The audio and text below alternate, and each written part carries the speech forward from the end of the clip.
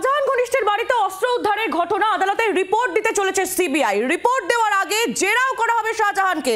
আরো আপডেট পিয়ালি দেবেন আমাদের প্রতিনিধি পিয়ালি মিত্র রয়েছেন আমাদের সঙ্গে। পিয়ালি, একেবারে দেখো, তোমার মনে থাকবে গত বছর এপ্রিল মাসে শাহজাহান ঘনিষ্ঠ আবু তালেবের বাড়ি থেকে অস্ত্র উদ্ধার হয়েছিল।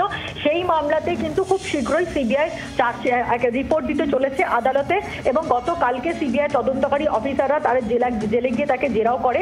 যেটা সিবিআই সূত্রের দাবি যে সেখানে অস্ত্র উদ্ধারের সময় তারা 4টে লাইসেন্স পেয়েছিলেন, যে 4টে লাইসেন্স কিন্তু দেখা যাচ্ছে যে নাগাল্যান্ড থেকে ইস্যু করা, এবং সেগুলো বিভিন্ন নামে শাহজাহান শেখ বিভিন্ন নামে ইস্যু করিয়েছিলেন, এবং সেগুলো ভুয়ো নথিতে জাল নথি দিয়ে নাগাল্যান্ড থেকে বানানো হয়েছিল।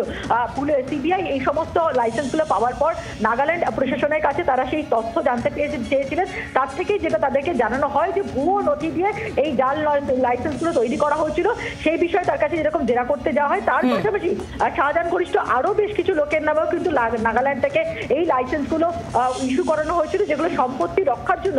কিন্তু যাদের বাড়ি ঘরে নিয়ে নেওয়া হয়েছিল বলে অভিযোগ, সেক্ষেত্রে তারা সম্পত্তি রক্ষার জন্য লাইসেন্স ইস্যু করাচ্ছে, সেটাও কিন্তু যথেষ্ট সন্দেহ, এবং সেই কারণে কালকে তারা জেরা করতে গিয়েছিলেন, এবং এই মামলাতে শীঘ্র আদালতে সিবিআই রিপোর্ট দিতে চলেছে বলে সূত্রের খবর।